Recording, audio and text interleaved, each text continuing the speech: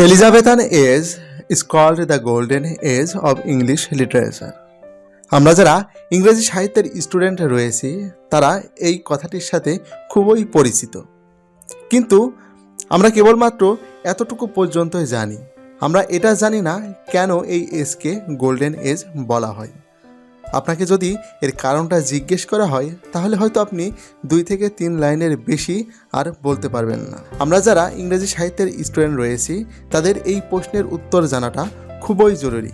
বিশেষ করে যারা অনার্সের স্টুডেন্ট তাদের এই প্রশ্নটা প্রায়ই পরীক্ষাতে এসে থাকে, এবং যারা এনটিআরসি কলেজ নিবন্ধনে অংশগ্রহণ করে থাকে তাদের এই প্রশ্নের উত্তর জানাটা খুবই জরুরি, কারণ কয়েক বছর পরেই এই প্রশ্নটা পরীক্ষাতে রিপিট হয় বা পরীক্ষাতে আসে। এজন্য এই প্রশ্নের উত্তর জানাটা খুবই জরুরি তাদের জন্য। তো আজকের এ পর্বে আমি বিস্তারিত আলোচনা করব যে কেন এই এজকে গোল্ডেন এজ বলা হয়। আর আপনাদের এরই মাঝে জানিয়ে রাখছি এই প্রশ্নের সম্পূর্ণ উত্তরটি খুব সুন্দর করে আমার এনটিআরসি কলেজ নিবন্ধনের জন্য যেই বইটা রয়েছে, অর্থাৎ আমি আমার কোর্সে যেই বইটা দিয়ে থাকি সেই বইতে এই উত্তরটা খুব সুন্দর মতো লেখা আছে। আপনারা চাইলে এই বইটা কালেক্ট করে এর উত্তরটা পেতে পারেন। তো এবার আসি তাহলে মূল প্রসঙ্গে, কেন এলিজাবেথান এজকে গোল্ডেন এজ বলা হয়। আমরা জানি যে ইংলিশ লিটারেচারে সর্বমোট 8টি পিরিয়ড রয়েছে। পিরিয়ডগুলো হলো the old English period, the middle English period, the রিনেসেন্স period, দি নিও classical period, the romantic period, the Victorian period, the modern period and the post modern period. এর মধ্যে 3 নম্বর যেই পিরিয়ডটি রয়েছে অর্থাৎ দি রিনেসেন্স পিরিয়ড, এই দি রিনেসেন্স পিরিয়ডকে আবার 4টি সাব ডিভিশনে ডিভাইড করা হয়। এই 4টি সাব ডিভিশন হলো দি এলিজাবেথান এজ, দি জ্যাকোবিয়ান এজ, দি ক্যারোলিন এজ এবং সর্বশেষ দি কমনওয়েলথ পিরিয়ড। অর্থাৎ এই রিনেসেন্স পিরিয়ডকে 4টি সাব ডিভিশনে বিভক্ত করা হয়, যার মধ্যে একটি হচ্ছে দি এলিজাবেথান এজ, যেই এজকে গোল্ডেন এজ বলা হয়। তো কেন এই এলিজাবেথান এজকে স্বর্ণযুগ বলা হয় এ বিষয়ে আমরা একটু পরে আসতেছি। এই সম্পর্কিত আমরা কিছু গুরুত্বপূর্ণ তথ্য আগে জেনে নিই। সেটা হচ্ছে সময়টা তখন 1558 সাল। তখন রানী এলিজাবেথ I ইংল্যান্ডের সিংহাসনে আরোহণ করেন এবং 1603 সাল পর্যন্ত অর্থাৎ মৃত্যুর আগ পর্যন্ত তিনি ইংল্যান্ডের রানী হিসাবে ইংল্যান্ড শাসন করেন। এজন্য তার সিংহাসনে আরোহণের বছর থেকে মৃত্যু পর্যন্ত এই সময়টাকে এলিজাবেথান এজ বলা হয়। তার মৃত্যুর পর রাজ্যবাসী তাকে চিনতে পারেন যে তিনি কতটা দায়িত্বশীল ছিলেন এবং দেশের জন্য তিনি কতটা কাজ করেছিলেন। মধ্যযুগীয় বর্বরতা এবং অন্ধকারাচ্ছন্ন জাতিকে তিনি আলোর পথে এনেছিলেন। তার সময়ে ইংল্যান্ডে সামাজিক, অর্থনৈতিক, রাজনৈতিক এবং সাহিত্যে ব্যাপক পরিবর্তন আসে। তার সময়কালে সাহিত্যে ব্যাপক পরিবর্তন আসার কারণে এবং নতুন নতুন সাহিত্যের ধারা, শাখা, উপশাখা, বাক্যালঙ্কার সৃষ্টির কারণে এই সময়টাকে স্বর্ণযুগ বলা হয়। এই আমাদের রানী এলিজাবেথ যখন সিংহাসনে আরোহণ করেন তার পূর্ববর্তী যেই সময়টা রয়েছে সেই সময়টাকে বলা হয় দি মেডিয়েভাল এজ বা মধ্যযুগীয় সময়। তো এই মধ্যযুগীয় এই সময়টাতে ধর্মের একটা ব্যাপক প্রভাব ছিল। ধর্মের জন্য যেই প্রতিষ্ঠান যেমন চার্চ, গির্জা, এদের একটা ব্যাপক প্রভাব ছিল সমাজে। অর্থাৎ একজন মানুষ মন চাইলে যা খুশি তা কিন্তু করতে পারতো না বা যা কিছু তা লিখতে পারতো না। এখানে ধর্মের যারা সহযোগী ছিল তারা কিন্তু এই রেস্ট্রিকশনটা রেখেছিল। অর্থাৎ এই সময়ে ইংল্যান্ডের যারা শাসক ছিল অর্থাৎ শাসন কার্যের দায়িত্বে যারা ছিল তারা কিন্তু এসব রেস্ট্রিকশন এই জাতির উপরে তারা আরোপ করেছিল, যার কারণে এই জাতি মন যা চায় তাই কিন্তু লিখতে পারে না বা প্রকাশ করতে পারে না। এখানে তাকে ধর্মের অনুসারী হয়ে ধর্মে যেগুলা বিধি নিষেধ রয়েছে সেইগুলা মেনে চলতে হতো। এই কারণে কোনো সাহিত্যিক মন চাইলেই যা কিছু সে কিন্তু লিখতে পারতো না বা ফ্রি যে স্বাধীন যেই একটা চেতনা সেই চেতনাটা সে প্রকাশ করতে পারতো না। কিন্তু আমাদের রানী এলিজাবেথ যখন সিংহাসনে আরোহণ করেন তখন কিন্তু তিনি এই বিধিনিষেধগুলো উঠাই দেন এবং সবার কিন্তু বাক স্বাধীনতা বা লেখার যেই স্বাধীনতা সেই স্বাধীনতাটা এখানে কিন্তু ফিরে আসে। যেমন আমরা বাংলাদেশের এই প্রেক্ষাপটে যে 2024 সালে যেই জুলাই বিপ্লবটা আমরা দেখি, এখানে বিগত সরকার যেমন কিছু কিছু বিষয়গুলা ছিল এগুলাকে কিন্তু রেস্ট্রিকশনের আন্ডারে কিন্তু নিয়েছিল। এখানে সাধারণ জনগণ তাদের যেই মত প্রকাশের যে স্বাধীনতা সেই স্বাধীনতাটা কিন্তু অনেকটাই কমে গিয়েছিল বা মত প্রকাশের স্বাধীনতা ছিল না বলতে গেলেই চলে। ঠিক তেমনই ইংল্যান্ডেও সেই সময় অর্থাৎ মধ্যযুগে যখন রানী এলিজাবেথ সিংহাসনে আরোহণ করে নাই সেই সময় এই অবস্থাটা ছিল। কিন্তু রানী এলিজাবেথ সিংহাসনে আরোহণের পরে সবাই তার স্বাধীনতা ফিরে পায় এবং যত লেখক যারা রয়েছে তারাও এই লেখনীতে তারা এই স্বাধীনতা ফিরে পায়। তারা স্বাধীনভাবে তারা লিখতে থাকে, যার কারণে কোনো বাধা না থাকার কারণে এখানে নতুন নতুন সাহিত্যের শাখা উপশাখা বা বাক্যালঙ্কার সৃষ্টি হয়, যার কারণে আমরা বলতে পারি এই যুগটাকে স্বর্ণযুগ বলা হয়।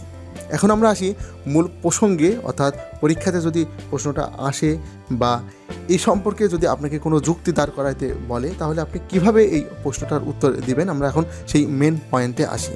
মেন পয়েন্টটা হচ্ছে এলিজাবেথান এজকে কেন স্বর্ণযুগ বলা হয়। এটি প্রমাণ করার জন্য আমরা এই এজের 7টি যুক্তি বা প্রমাণক হিসাবে আমরা এখানে দাঁড় করাবো।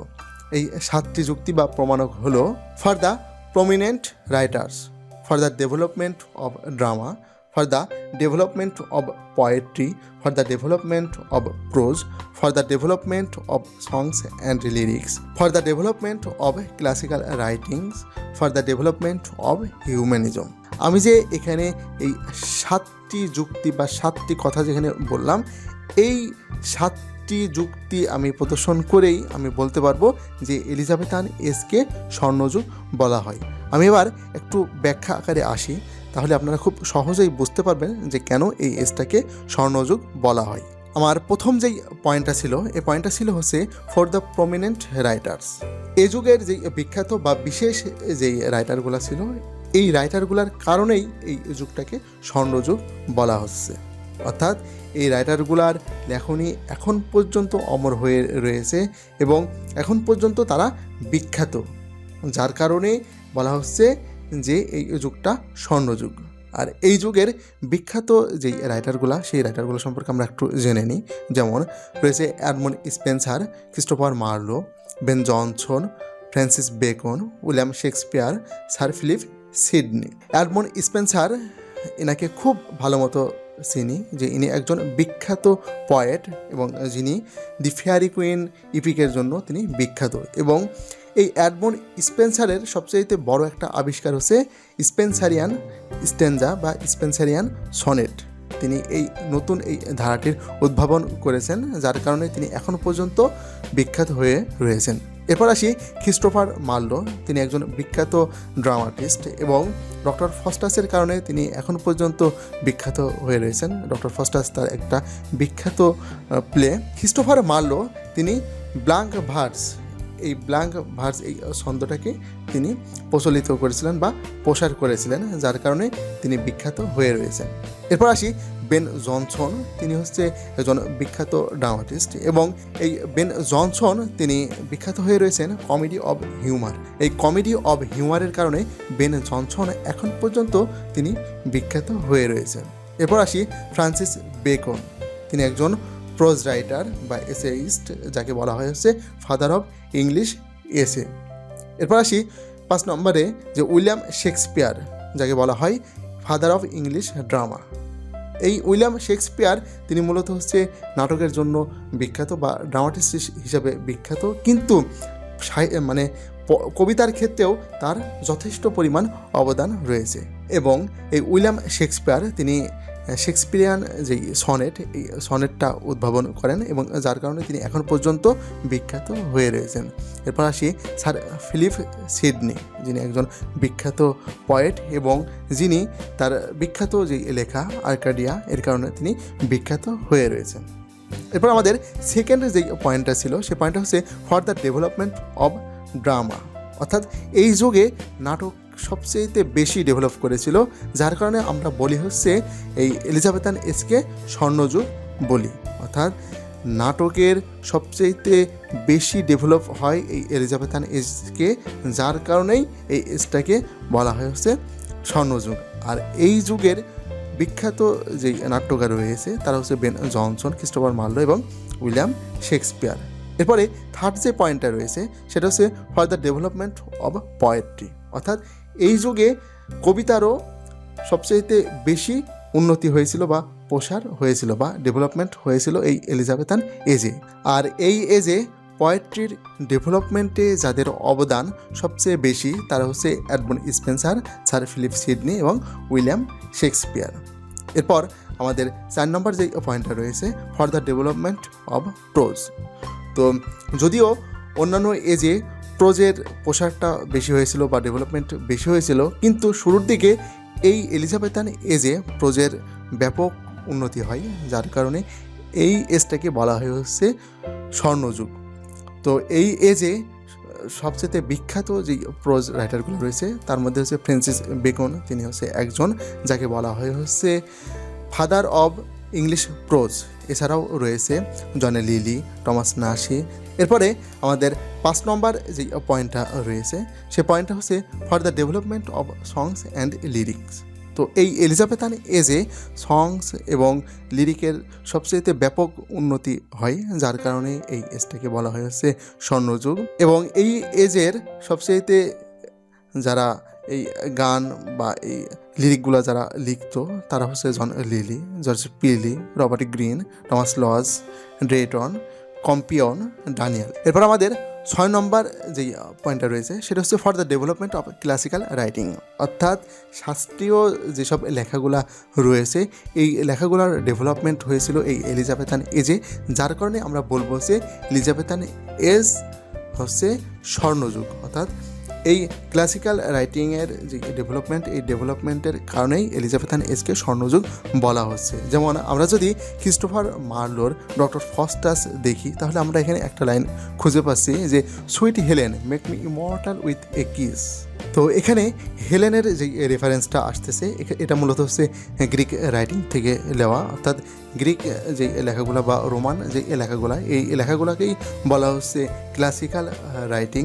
আর এই ক্লাসিক্যাল রাইটিংয়ের প্রেমে পড়েছিল এলিজাবেথান এজে যেসব রাইটারগুলো রয়েছে সেসব রাইটারগুলো, যার কারণে এই এলিজাবেথান এজে যেসব রাইটারগুলো ছিল তারা ক্লাসিক্যাল রাইটিংয়ের দিকে গুরুত্ব প্রদান করে এবং তারা এই ক্লাসিক্যাল রাইটিংয়ে ব্যাপক উন্নতি সাধন করে, যার কারণে এই এজে ক্লাসিক্যাল রাইটিংয়ের ব্যাপক উন্নতি সাধন করে এবং এই ক্লাসিক্যাল রাইটিংয়ের উন্নতির কারণে আমরা এই এজটাকে স্বর্ণযুগ বলবো। এরপরে সর্বশেষ যে পয়েন্টটা রয়েছে 7 নম্বর সেটা হচ্ছে for the development of humanism, অর্থাৎ মানবতার যে উন্নতি। তো মধ্যযুগের যেই বর্বরতা, এই বর্বরতা শেষ হওয়ার পরে রানী এলিজাবেথ যখন আসে তখন এই এজে যেসব রাইটারগুলো থাকে তারা মূলত গ্রিক এবং রোমান যেসব লেখাগুলো রয়েছে ক্লাসিক্যাল রাইটিং, এই রাইটিংয়ের প্রেমে পড়ে যায় এবং তারা এদের প্রতি, এই লেখাগুলোর প্রতি একটা ভালো রকম আকর্ষণ তাদের জন্মায় এবং তারা এই লেখাগুলোকে অনুসরণ করে। এই লেখাগুলা সম্পূর্ণ ক্লাসিক একটা রাইটিং এবং এখানে মানবতার যে বিষয়টা সেই বিষয়টাই পরিপূর্ণ এবং এই মানবতার এই বিষয়টা এলিজাবেথান এজের যেসব রাইটারগুলো রয়েছে এরা দেখে এটা মুগ্ধ হয় এবং তাদের লেখার ভিতরেও ওই মানবতার বিষয়গুলা তুলে ধরে, অর্থাৎ মানবতার এখানে ডেভেলপমেন্ট হয়, যার কারণে এই এজটাকে আমরা স্বর্ণযুগ বলবো। অর্থাৎ মানবতার যে উন্নতি সাধন হয় এই এলিজাবেথান এজে, এই মানবতার উন্নতির সাধনের জন্যই এই এজটাকে আমরা স্বর্ণযুগ বলবো।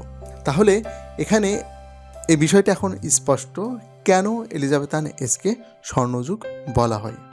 আশা করি এই ভিডিওটা দেখার পরে আপনাদের আর এই প্রশ্ন নিয়ে আর কোনো সমস্যা বা কনফিউশন থাকবে না। তো পরীক্ষাতে এই প্রশ্নটা আসলে কিভাবে এর অ্যান্সার করবেন এই বিষয়টা জানার জন্য আমার নিবন্ধনের যে কলেজ লেকচারার পোস্টের জন্য যে বইটা লেখা রয়েছে সেই বইতে খুব সুন্দর মতো করে গোছায়ে স্ট্যান্ডার্ড মানের খুব ইজি ভাষায় লেখা রয়েছে, যেটা লিখতে পারলে আপনি 100% নাম্বার পাবেন এবং খুব সহজেই আপনার মনে থাকবে। অর্থাৎ আমি এখানে যে বিষয়গুলো আলোচনা করলাম সেই বিষয়গুলোই খুব সুন্দর করে লেখা রয়েছে পয়েন্ট আকারে আমার সেই বইতে। তো আপনারা এই প্রশ্নের উত্তর জানতে অবশ্যই আমার এই বইটি কালেক্ট করুন, তাহলে খুব সহজেই আপনারা এই প্রশ্নের উত্তর পরীক্ষার খাতাতে লিখতে পারবেন। তো এই ছিল আজকের ভিডিও, সবাই ভালো থাকবেন। এবং তো ইংরেজি সাহিত্যের এরূপ নিত্য নতুন ভিডিও পেতে চ্যানেলটি অবশ্যই সাবস্ক্রাইব করে বেল বাটনটি চেপে রাখবেন, তাহলে ভিডিও আপলোডের সাথে সাথে আপনি নোটিফিকেশন আকারে এটি পেয়ে যাবেন। তো সবাই ভালো থাকবেন, আমার জন্য দোয়া করবেন। আল্লাহ হাফেজ।